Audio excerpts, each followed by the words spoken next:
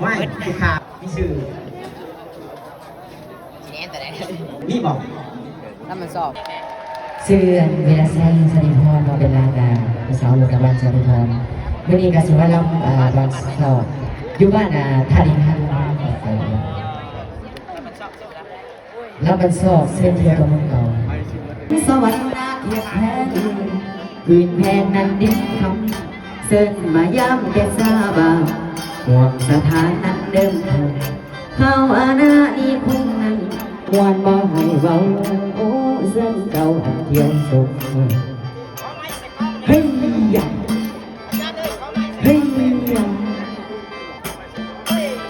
ท่านเป็นผู้นำแสนดีเป็นคนที่ฉลาดสงสัย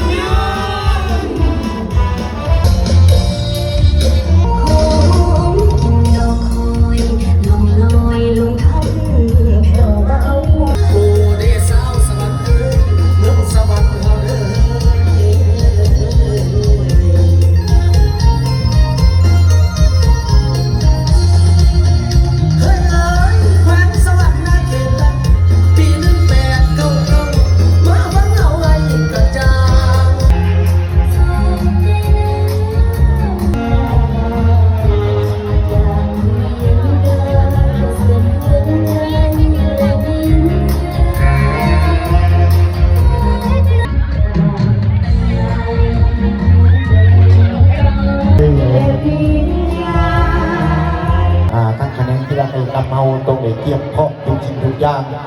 เบิ่งดวงจันทร์สายดาวพร้อมๆกันในจันทรา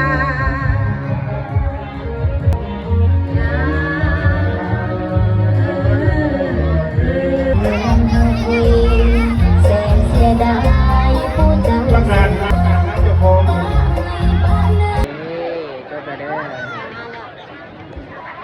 ไปสอบหอดคำไปคำหอดเจน